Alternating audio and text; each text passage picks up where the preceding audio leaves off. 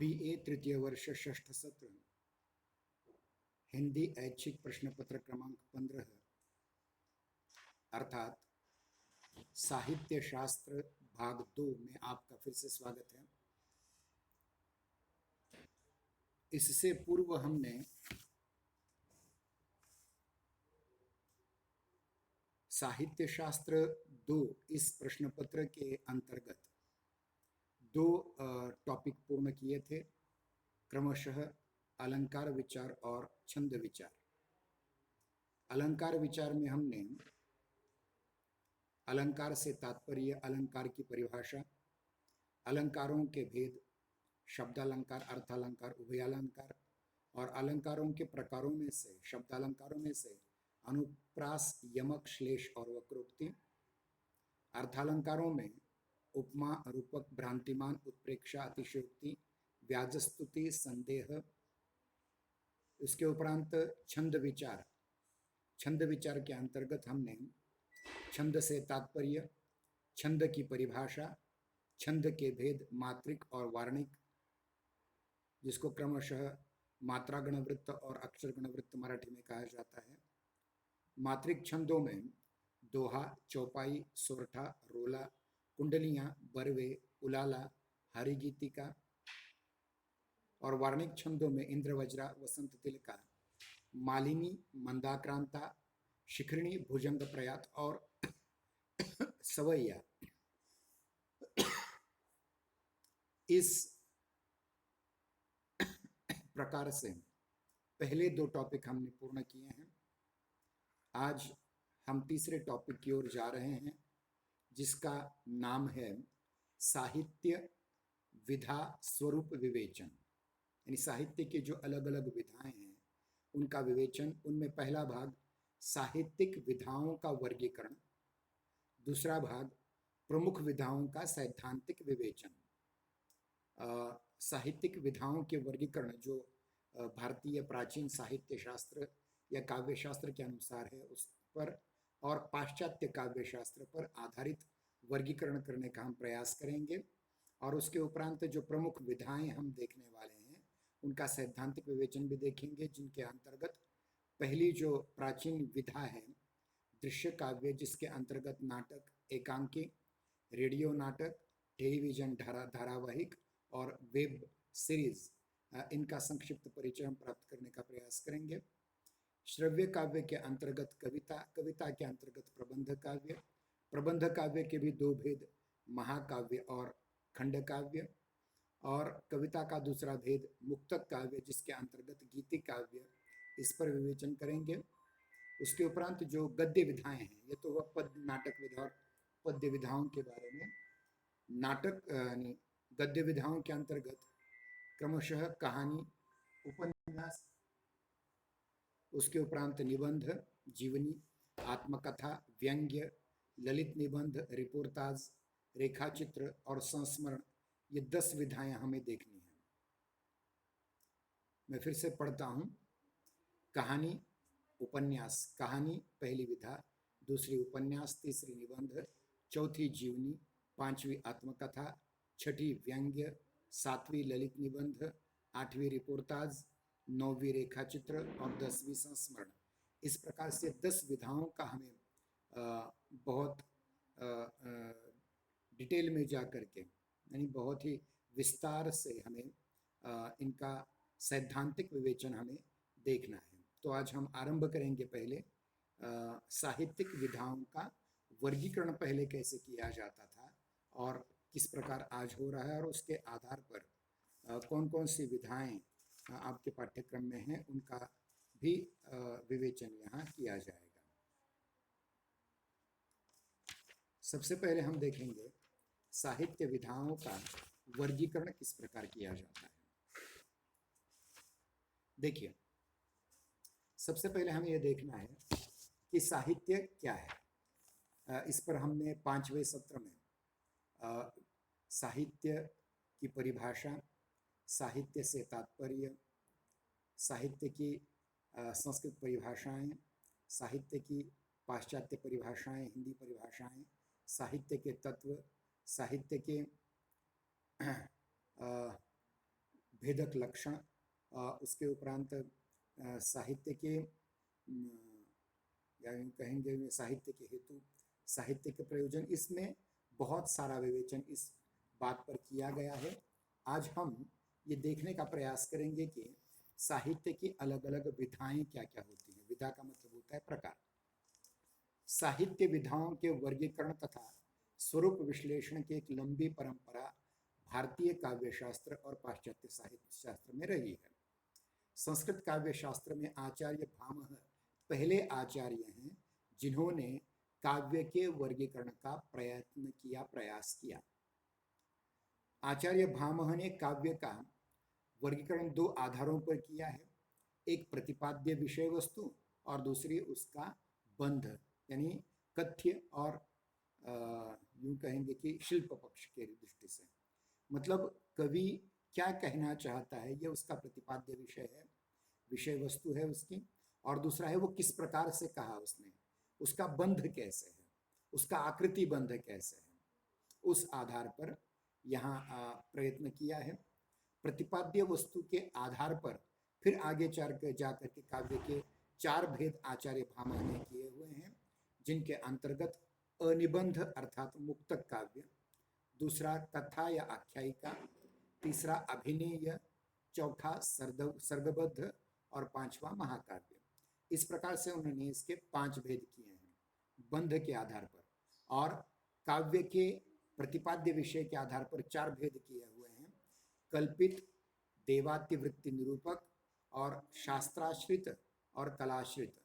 इस प्रकार से मैं फिर से कह रहा हूं कि साहित्यिक विधाओं का वर्गीकरण करते समय हमारे भामह नामक आचार्य ने प्रतिपाद्य विषय वस्तु के आधार पर चार भेद किए हैं, कल्पित, देवातिवृत्ति निरूपक, तीसरा शास्त्राश्रित और चौथा कलाश्रित। दूसरा प्रकार है वर्गीकरण का, जिसको हम शिल्प के आधार पर या बंध के आधार पर कहने का प्रयास करेंगे, जिसके अंतर्गत हम देखते हैं कि अनिबंध अर्थात मुक्तक काव्य, कथा या आख्यायिका, तीसरा अभिनय, चौथा सर्गबद्ध खंड काव्य और पांचवा महाकाव्य, सर्गबद्ध महाकाव्य। इस प्रकार से आचार्य भामह ने प्रतिपाद्य विषय और बंध के आधार पर ये भेद कविता के किए हैं। उनके उपरांत आचार्य हेमचंद्र, जो संस्कृत और प्राकृत के प्रकांड पंडित थे, जिन्होंने प्राकृत पैंगलम जैसा प्राकृत में ग्रंथ लिखा और संस्कृत में भी काव्यशास्त्र युक्त ग्रंथ लिखा, इन्होंने आस्वादक इंद्रियों के आधार पर काव्य को दो भेदों में वर्गीकृत किया है, एक श्रव्य काव्य जो कान से सुना जाता है और एक दृश्य काव्य जो आंखों से देखा जाता है, जिसको प्रेक्ष काव्य भी उन्होंने कहा है, दृश्य काव्य भी कहा है। इसके बाद बंध के आधार पर श्रव्य काव्य के कथा, अतिशय, चंपू, आख्यायिका, महाकाव्य और प्रेक्ष काव्य के गेय और पाठ्य नामक भेद उन्होंने किए हुए हैं। आचार्य विश्वनाथ, जिन्होंने साहित्य दर्पण नामक ग्रंथ लिखा, उन्होंने समन्वयवादी दृष्टि को अपनाकर अपने पूर्ववर्ती विभाजनों को वैज्ञानिक आधार देने का प्रयास किया है। सबसे पहले उन्होंने काव्य को इंद्रियों के आधार पर दो वर्गों में रखा है, दृश्य काव्य और श्रव्य काव्य। इसके बाद अभिव्यक्ति के माध्यम के आधार पर उन्होंने उसके गद्य और पद्य ये और भेद किए हुए हैं। पद्य को फिर से उन्होंने दो विभागों में विभाजित किया है, सर्गबद्ध और मुक्त काव्य। सर्गबद्ध के अंतर्गत महाकाव्य और खंड काव्य, मतलब जिनकी सर्ग संख्या 8 से कम हो उन्हें खंड काव्य, और 8 से ज्यादा हो कितनी भी उसको महाकाव्य रखा है। और उसके उपरांत मुक्तक के अंतर्गत मुक्तक, युग्मक, सदांतिक, कलापक और कुलक जैसे भेद किए हुए हैं। एक बार मैं फिर से इस बात को आपके सम्मुख रखूं, साहित्य दर्पणकार आचार्य विश्वनाथ ने अपने ग्रंथ में अपने पूर्ववर्ती आचार्यों का कहना मान करके उनका समन्वय करने का प्रयास किया हुआ है और इन्होंने इसको वैज्ञानिक आधार भी प्रदान करने का प्रयास किया है। इन्होंने सबसे पहले क्या किया, इंद्रियों के यानी इंद्रियों के आधार पर दो वर्गों में, आंखों के आधार पर दृश्य और कान के आधार पर श्राव्य, इस प्रकार से दो भेद उन्होंने काव्य के किए हैं, वो दृश्य और श्राव्य। और उसके बाद अभिव्यक्ति के माध्यम के आधार पर फिर दो भेद किए हैं, गद्य और पद्य। फिर पद्य को फिर दो विभागों में विभक्त किया है, सर्गबद्ध और मुक्तक। सर्गबद्ध के अंतर्गत खंड काव्य और महाकाव्य आते हैं और मुक्तक के अंतर्गत मुक्तक, युग्मक, युग्म मतलब दो पंक्तियों का, सदांतिक, कालापक, कलापक और कुलक, इस प्रकार से कुछ भेद आपके सम्मुख उन्होंने रखे हुए हैं। यह हुआ भारतीय काव्य शास्त्र के आधार पर किया गया वर्गीकरण। और अब हम जा रहे हैं पाश्चात्य आधार पर किए गए वर्गीकरण की ओर। पाश्चात्य काव्य शास्त्रियों ने, पाश्चात्य साहित्य शास्त्रों ने काव्य विधाओं के सिद्धांत के लिए एरिस्टोटल और होरेस के शास्त्रीय आधारों को महत्व दिया है। आप जानते हैं कि एरिस्टोटल, जिनको हम हिंदी में अरस्तु कहते हैं, वे सिकंदर के गुरु और प्लेटो के शिष्य, जिन्होंने पोएटिक्स नाम का ग्रंथ लिखा, जिसके अंतर्गत इस प्रकार का वर्गीकरण करने का प्रयास किया हुआ है। जिसके अंतर्गत देखिए, एरिस्टोटल ने काव्य का विभाजन 5 आधारों पर किया है। पहला है कवि का व्यक्तित्व,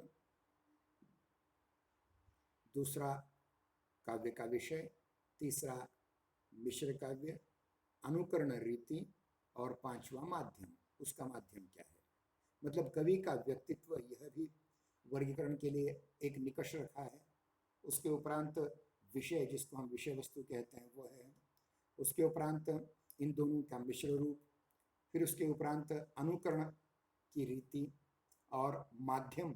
इन आधारों पर काव्यों का वर्गीकरण करने का प्रयास एरिस्टोटल या अरस्तु ने, जो यूनानी दार्शनिक थे, सोक्रेटिस के शिष्य प्लेटो, प्लेटो के शिष्य एरिस्टोटल, एरिस्टोटल का शिष्य सिकंदर या अलेक्जेंडर द ग्रेट, ये, और बाद में जाकर के होरेस नाम के एक अन्य विद्वान हैं, उनके आधार पर भी वर्गीकरण करने का प्रयास हुआ है। काव्य व्यक्तित्व के आधार पर काव्य के 5 भेद उन्होंने स्वीकार किए हैं: वीर काव्य, व्यंग्य काव्य, महाकाव्य, देव काव्य और ट्रेजेडी, जिसको हम हिंदी में त्रासदी कहते हैं।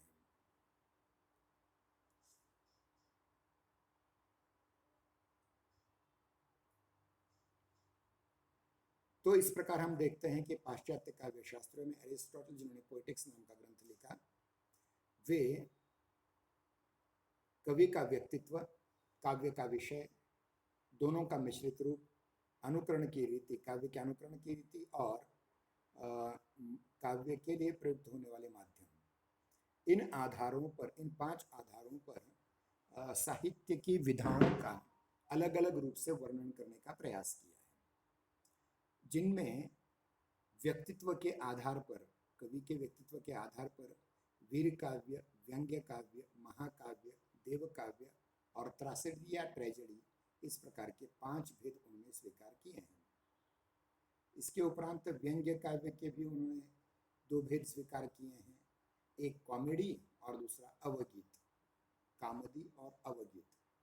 आपने बहुत बार ये 2 शब्द सुने होंगे, कॉमेडी एंड ट्रेजेडी। कॉमेडी में हास्य महत्वपूर्ण रहता है, त्रासदी में शोक महत्वपूर्ण रहता है।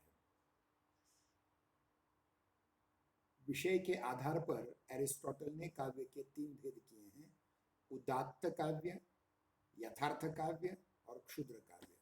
उदात्त काव्य, जिसमें उदात्त व्यक्तियों, उदात्त विचारों का को महत्व दिया है। दूसरा यथार्थ काव्य, जैसा है वैसा। और तीसरा है क्षुद्र काव्य, यानी ऐसे लोग जिनके नायक शूद्र हों या जिनके विषय शूद्र हों, वो उच्च विषय न हो, मध्य विषय न हो, अत्यंत निम्न विषय हो, ऐसे विषयों के आधार पर भी उन्होंने काव्य का वर्गीकरण करने का प्रयास किया है। इसके उपरांत अनुकरण रीति के आधार पर काव्य के दो प्रकार होते हैं, समाख्यान काव्य और दूसरा दृश्य काव्य। समाख्यान काव्य और दूसरा दृश्य काव्य। माध्यम के आधार पर साहित्य के वे दो भेद कर सकते हैं, गद्य और पद्य। आधुनिक समीक्षा शास्त्र में, आधुनिक काव्य शास्त्र में, आधुनिक साहित्य शास्त्र में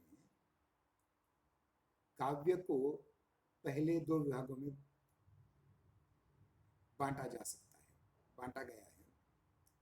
विषय प्रधान और विषयी प्रधान। विषय प्रधान मतलब लेखक ने क्या कहा है इसको महत्वपूर्ण देकर के विषय प्रधान, और यह विषय जिन लोगों के द्वारा चलता है उन विषयी लोगों के आधार पर, अर्थात जिसको हम कहते हैं कि पात्रों के आधार पर, चरित्रों के आधार पर भी व्यक्तित्व इन विधाओं का चरित्र चित्रण वर्गीकरण हो सकता है। विषय प्रधान काव्य भी दो प्रकार का होता है, एक वर्णात्मक और दूसरा अभिनयात्मक। वर्णात्मक के अंतर्गत बैलेड्स, रिलिक्स, इपिक और यथार्थोन्मुख काव्य आदि आ जाते हैं। अभिनयात्मक रूप में अभिनय, गीत, कहानी, मोनोलॉग जिसको हम स्वगत कहते हैं, और क्लीजेट ड्रामा आदि का स्थान है। विषयी प्रधान काव्य भी मेडिटेटिव हो सकता है, जैसे रिलिक, दार्शनिक, ओड, एलिजी, एपिस्क, सोनेट आदि। आधुनिक काल में हिंदी साहित्य में कई विधाओं का जन्म हुआ, उत्पन्न हुई। उनका वर्गीकरण कथात्मक साहित्य, विचारात्मक साहित्य, भावनात्मक साहित्य, तथ्यात्मक साहित्य और विश्लेषणात्मक साहित्य आदि विभागों में किया जाता है। इसके उपरांत हिंदी के सुप्रसिद्ध आलोचक डॉक्टर चंद्रभानु सोनवने जी, ये गद्य की दो वर्गों में विभाजित किया जाता है, ऐसा उन्होंने किया है। गद्य को फिर से दो विभागों में, एक कल्पनाश्रित गद्य और एक तथ्याश्रित गद्य। कल्पनाश्रित गद्य में कहानी, उपन्यास आते हैं। तो इस प्रकार से हम देखते हैं कि डॉक्टर सोनवने जी ने गद्य का विभाजन दो वर्गों में किया है, कल्पनाश्रित जिनके अंतर्गत कहानी, उपन्यास, नाटक आ जाते हैं, और तथ्याश्रित गद्य के अंतर्गत जीवनी, आत्मकथा, इसके उपरांत रेखाचित्र, संस्मरण, डायरी, रिपोर्टाज, पत्र, यात्रा वृत्तांत वगैरह वगैरह आ जाते हैं। कुल मिलाकर साहित्य विधाओं, हिंदी साहित्य विधाओं को दो प्रमुख वर्गों में विभाजित किया जाता है, एक श्रव्य काव्य और दूसरा दृश्य काव्य। श्रव्य काव्य के अंतर्गत गद्य, पद्य विभागों में फिर से उन्हें वर्गीकृत किया जाता है, और गद्य पद्य का मिश्रित रूप जिसको चंपू काव्य कहा जाता है वह भी है। पद्य में प्रबंध काव्य, मुक्तक काव्य, ये खंड काव्य आदि भेद होते हैं, और गद्य साहित्य में जो विधात्मक वर्गीकरण है वो पाश्चात्य वर्गीकरण के आधार पर आया हुआ है। और सही मायने में देखा जाए तो कल्पनाश्रित गद्य के अंतर्गत कहानी, उपन्यास आ जाते हैं। तथ्याश्रित गद्य के अंतर्गत जीवनी, आत्मकथा, रेखाचित्र, संस्मरण, रिपोर्टाज, इंटरव्यू या भेंट वार्ता, डायरी, पत्र इत्यादि आ जाते हैं। विचारात्मक गद्य के अंतर्गत निबंध, जिसको हम सांस्कृतिक निबंध भी कह सकते हैं, या अन्य प्रकार के निबंध भी इसमें आते हैं, आत्मव्यंजक निबंध भी आ सकते हैं, और दूसरा है व्यंग्य का व्यंग्य। और चौथा प्रकार है इसमें विश्लेषणात्मक गद्य, जिसके अंतर्गत शोधालेख या फिर शोध ग्रंथ, पीएचडी के जिसको प्रकार हम कहते हैं, पीएचडी के शोध ग्रंथ, आलोचना, समीक्षा जिसको कहा जाता है वह आते हैं। और दृश्य काव्य के अंतर्गत नाटक, एकांकी रखे जाते हैं। इसके अंतर्गत फिर बाद में रेडियो एकांकी या रेडियो नाटक, जिसको हम नभो नाट्य मराठी में कहते हैं, वो भी आ सकता है। या फिर आगे चल करके हम देखते हैं कि टेलीविजन सीरियल और आजकल की वेब सीरीज नाम के प्रकार, ये भी दृश्य काव्य के अंतर्गत है, क्योंकि हम उन्हें पर्दे पर देखते हैं। सिनेमा भी इसके अंतर्गत आ जाता है। नाटक, नाटकों के अलग अलग प्रकार, एकांकी, एकांकियों के अलग अलग प्रकार, फिर उसके उपरांत सिनेमा, टेलीविज़न के सीरियल जिसको हम दूरदर्शन धारावाहिक कहते हैं, और फिर आगे चल करके वेब सीरीज़ इत्यादि सारी बातें हमें दृश्य काव्य के अंतर्गत देखने को मिलती हैं। एक बार आप इस बात को ध्यान दें कि जो काव्य है वह दो विभागों में विभक्त किया जाता है, दृश्य काव्य, श्रव्य काव्य। दृश्य काव्य के अंतर्गत नाटंकी, एकांकी, सिनेमा, टेलीविज़न सीरियल या आगे चल करके वेब सीरीज जिसमें कथात्मकता महत्वपूर्ण होती है, क्योंकि नाटक के माध्यम से, एकांकी के माध्यम से, वेब सीरीज के माध्यम से, दूरदर्शन सीरियल के माध्यम से, इन सब से अंत में किसी न किसी कथा को हम दिखाने की कोशिश करते हैं। आजकल देखिए बहुत सारी कथाएं वेब सीरीज के रूप में आ रही हैं, जैसे अजय देवगन की अभी अभी रुद्र आ चुकी है, या फिर MX पर के बहुत सारी हैं। नाम तो बहुत कुछ ले सकते हैं, लेकिन वो आपके पाठ्यक्रम में नहीं है, फिर भी थोड़ा सी जानकारी उसमें आपको होनी चाहिए, इस मिस से हमने आपको बताया। उसके उपरांत श्रव्य काव्य में गद्य काव्य, पद्य काव्य और चंपू काव्य आते हैं। गद्य काव्य जिसमें गद्य वाक्यात्मक में लिखा होता है, पद्य काव्य जिसमें कवितात्मक लिखा होता है, और तीसरा इन दोनों का मिश्रित स्वरूप जिसको हम चंपू काव्य कहते हैं, ये भी आपके पाठ्यक्रम में आता है। फिर गद्य के भी प्रकार होते हैं, कल्पनाश्रित गद्य, तथ्याश्रित गद्य, विचारात्मक गद्य और विश्लेषणात्मक गद्य। और पद्य के भी प्रबंध काव्य, निबंध काव्य और मुक्त काव्य प्रकार होते हैं। प्रबंध काव्य के आगे चल करके महाप्रबंध और खंड काव्य ये भाग होते हैं। महाप्रबंध के पुराण, आख्यान, चरित काव्य और महाकाव्य ये प्रकार होते हैं। खंड काव्य के जिसके सर्गों की संख्या 8 से कम हो उनको खंड काव्य कहा जाता है, उससे ज्यादा हो उसे महाकाव्य कहा जाता है। और कुछ ऐसे भी काव्य होते हैं जिनका पूर्वापर संबंध नहीं होता, उनको मुक्त काव्य कहा जाता है, जैसे कबीर के दोहे हैं, जैसे तुलसी के दोहे हैं, जैसे बिहारी के दोहे हैं। ये अपने आप में एक दूसरे से संबंधित नहीं है, ऐसे काव्य हैं। मुक्तक काव्य के भी गेय और पाठ्य मुक्तक इस प्रकार के भेद हो सकते हैं, होने चाहिए। अब हमारे पाठ्यक्रम में देखिए, सबसे पहले दृश्य काव्य ये विधा रखने का प्रयास किया गया है।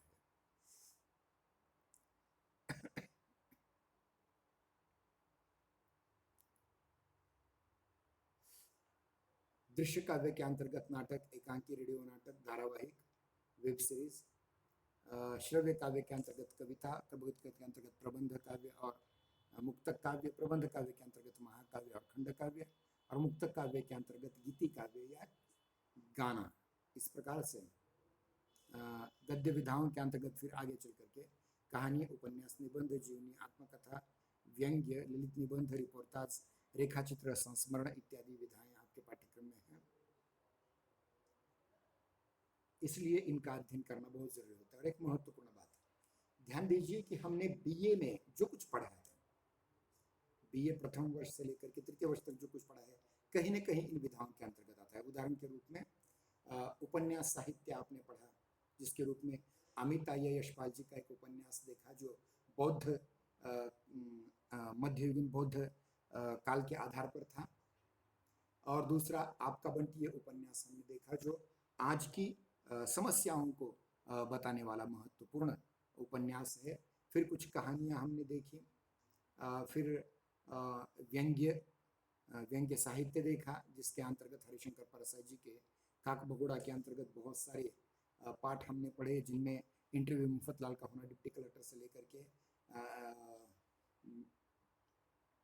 तावीज़, सदाचार का तावीज़, ये अलग अलग पाठ पढ़े हैं, वो व्यंग्य के अंतर्गत आते हैं। इसके उपरांत हम देखते हैं कि ऐसी एक विधा हमें पढ़नी है जिसको तीसरे आलोचना के भाग को कहा जाता है। देखिए, जिसमें विश्लेषणात्मक होती है, आलोचना होती है, शोध निबंध होते हैं, शोध प्रबंध होते हैं, समीक्षा होती है, वो सारे के सारे इसके अंतर्गत आते हैं। लगभग 25 मिनटों से हमारी तासिका शुरू है। तो इसके अंतर्गत हम सबसे पहले यहाँ दृश्य काव्य इस विधा को आपके सम्मुख रखने का प्रयास करेंगे। और दृश्य काव्य विधा के अंतर्गत नाटक, एकांकी, रेडियो नाटक, उसके उपरांत दूरदर्शन नाटक या दूरदर्शन सीरियल, ये सारे के सारे आ सकते हैं, आ जाते हैं। और ध्यान रहे कि संस्कृत में नाटक ये रूपक के एक प्रकार कहा जाए, जो रूपायित होता है उसके अंतर्गत ये रूपक एक प्रकार आ जाता है, नाटक एक प्रकार आ जाता है रूपक के अंतर्गत। रूपक के अंतर्गत जो नाटक आते हैं, नाटकों के प्रकार आ जाते हैं, या रूपकों के प्रकार आ जाते हैं, उपरूपकों के प्रकार आ जाते हैं, ये 10 प्रकार आ जाते हैं। वो कौन कौन से हम आगे बताने की कोशिश करेंगे। लेकिन ध्यान रहे, भरत मुनि ने नाटक में अनुकरण सिद्धांत को बहुत महत्व दिया है।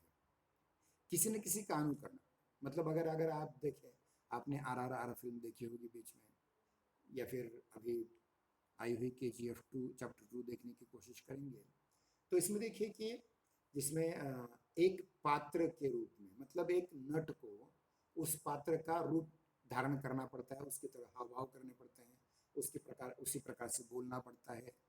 जैसे कि अल्लूरी रामकृष्ण,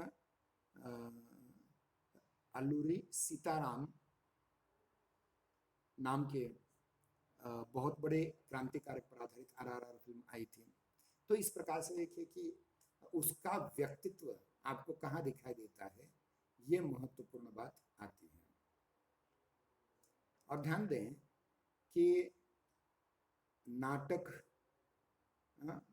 जो अलग अलग प्रकार हैं, नाटक मतभान व्यायोग समवकार डिमा यहाँ मृग, ये सारे के सारे 10 अलग अलग प्रकार हैं रूपकों के, जिसमें से नाटक एक प्रकार है। सारे के सारे नाटक नहीं है, लेकिन नाटक उसमें का एक प्रधान विधा है उसकी। और नाटक के बात को देखा जाए, नाटक की परिभाषा क्या की, देखिए, मृदुललित पदाढ्यम गूढ़ शब्दार्थहीनम जनपद सुखबोध्यम युक्तिमन मृत्योग्यम बहुकृत रसमार्गम संधि संधान युक्तम भवति जगति योग्यम नाटकम प्रेक्षकानाम। इस प्रकार से नाटक की परिभाषा आचार्य भरत मुनि ने की हुई है।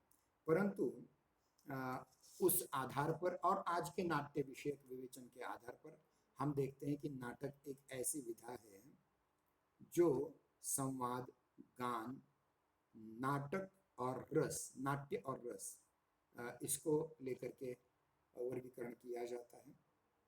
दशरूपक नाम का एक दंडी का लिखा हुआ ग्रंथ है, आचार्य धनंजय का लिखा हुआ ग्रंथ है, जिसके अंतर्गत रूपक के 3 प्रमुख तत्व दिए हैं: वस्तु, नेता, रस। ये यानी वस्तु कौन सी होनी चाहिए, इसके आधार पर हम बहुत विश्लेषण करने का प्रयास करेंगे कल की तासिका में। इतना ध्यान रखें कि दशरूपक इस दशकुमार चरित दंडी का था, वो गलती से मेरे जहन में आ गया। दंडी ने दशकुमार चरित नाम की आख्यायिका लिखी है, परंतु दशरूपक आचार्य धनंजय ने लिखा हुआ ग्रंथ है, जिसके अंतर्गत उन्होंने नाटक के 3 प्रधान तत्व माने हैं। एक है वस्तु, दूसरा नेता और तीसरा रस। रस के विवेचन तो हमने इससे पूर्व पहली बार 5वें सत्र की तासिकाओं में किया ही है, उसको भी हम ज़्यादा डिटेल में देखने का प्रयास करेंगे। यानी वस्तु, नेता और रस, ये नाटक के 3 अंग हैं। हालांकि इसमें आगे चल करके पाश्चात्य साहित्य शास्त्रियों ने वस्तु, नेता और रस के साथ साथ, वस्तु, नेता और रथ के साथ साथ एक अन्य भी देने का प्रयास किया है, वो है अभिनय।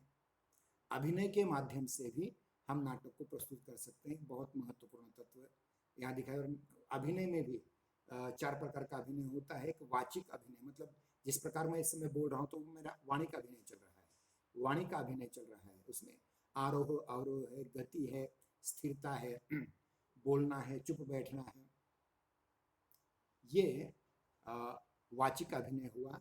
दूसरा होता है आहार्य अभिनय, जिसके अंतर्गत नट को अलग अलग प्रकार की वेशभूषाएं, केशभूषाएं, रंगभूषाएं बना दी जाती है, उनका आहार्य अभिनय उसमें आता है। तीसरा अभिनय होता है शारीरिक, जिसमें गर्दन गिराना, गर्दन उठाना, हाथ ऊपर उठाना, हाथ नीचाना, दौड़ना, मारना, पीटना, ये सारे के सारी चीज़ें यहाँ आंगिक अभिनय के अंतर्गत आती हैं। लेकिन सबसे महत्वपूर्ण अभिनय आता है, वह है जिसको हम कहते, देखिए,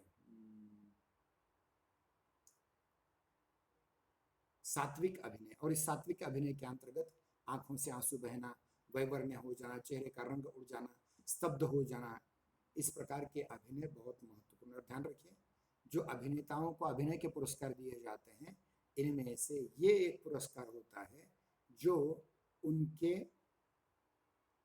उस बल्लेबाज के उस नाटककार के आधार पर बनाया जाता है।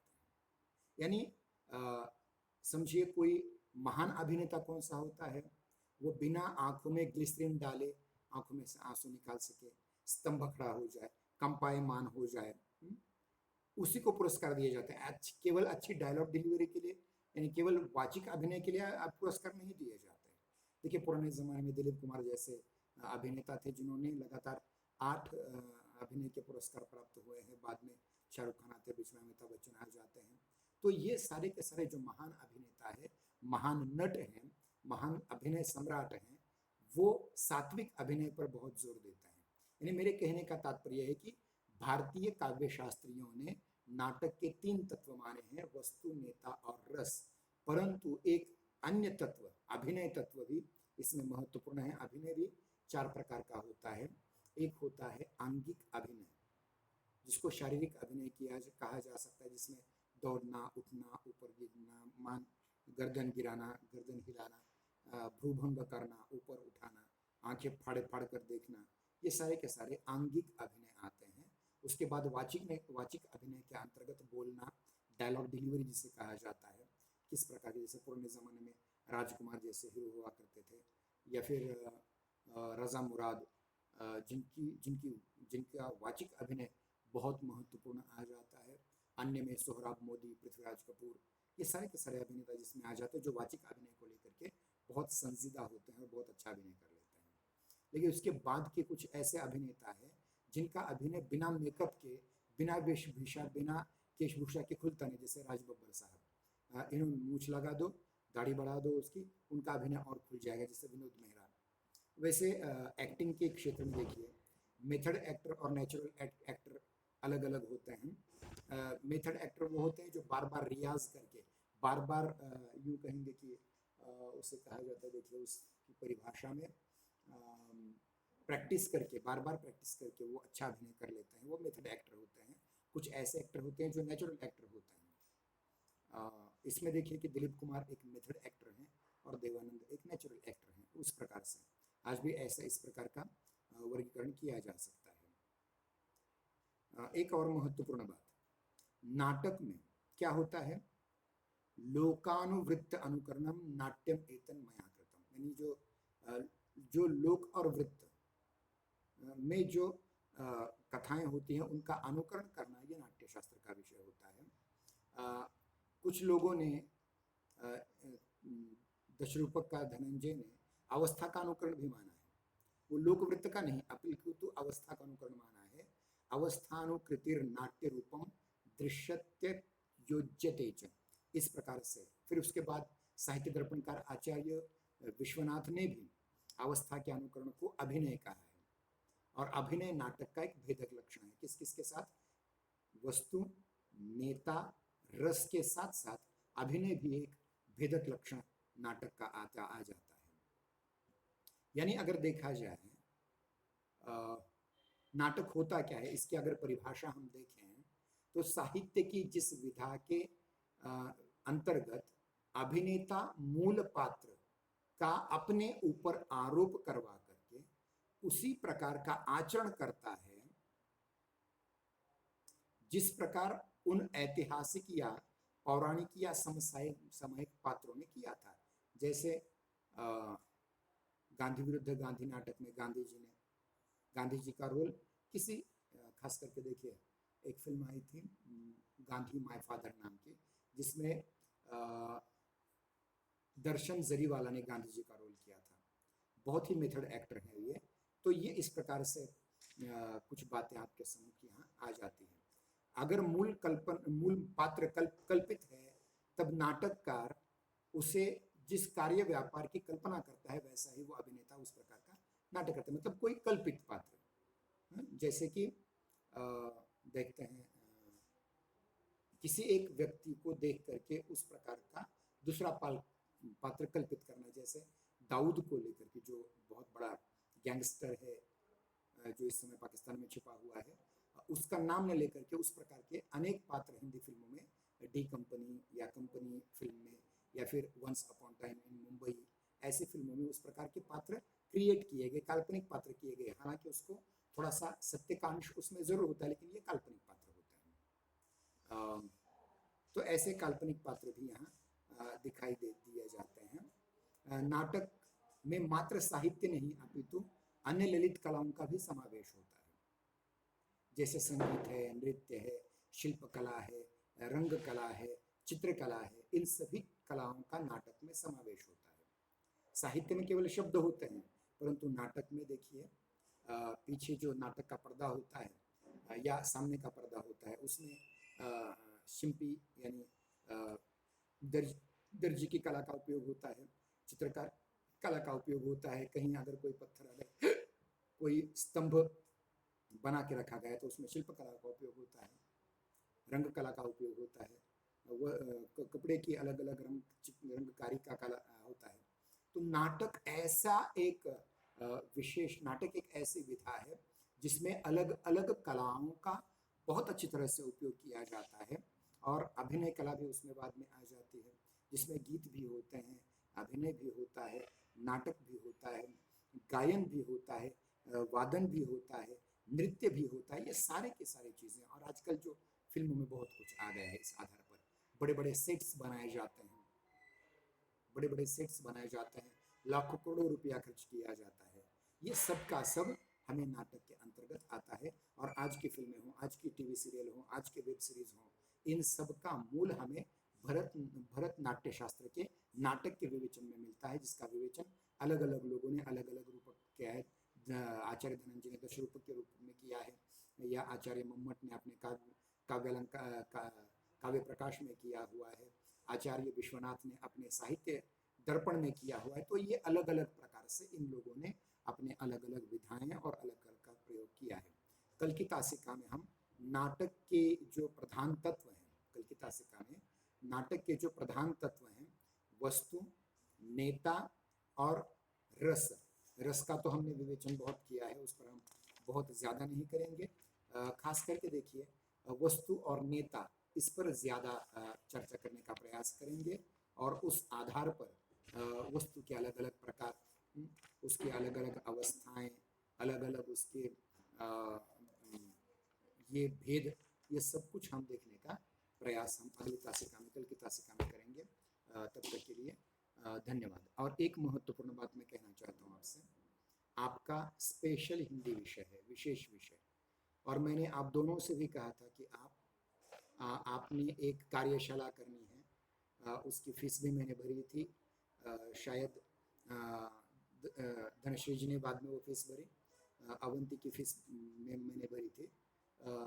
उसके सर्टिफिकेट कुछ दिन बाद आपको मिल जाएंगे, जिसके आधार पर आपको आपका जो स्पेशल का जो प्रकल्प का है, जो जोशी सर जी लेते हैं, और मैंने आपसे ये कहा था कि आपको प्रकल्प लिखना है 50 पृष्ठों, 25 से 50 पृष्ठों के अंतर्गत का। उसके लिए आप स्वयं होकर के महाविद्यालय में कभी आकर के जोशी सर से बात करें, और उसके आधार पर जोशी सर आपको कोई विषय देंगे, और उस विषय के आधार पर आपको यदि आप टाइपिंग कर सकते हैं तो टाइप रिटन में, या फिर टाइप रिटन नहीं कर सकते तो हस्तलिखित 25 से 50 पृष्ठों तक का या 40 पृष्ठों तक का एक प्रकल्प आपको देखा जाएगा, जिसके 100 अंक आपको मिल जाएंगे। ध्यान रहे 5वें सत्र में उसकी कोई तासिकाएं नहीं हुई थी, इस सत्र में उसकी कुछ तासिकाएं अपेक्षित हैं, और उसके आधार पर आपका मूल्यांकन होगा, और 100 में से 100 तक अंक उसमें मिल जाते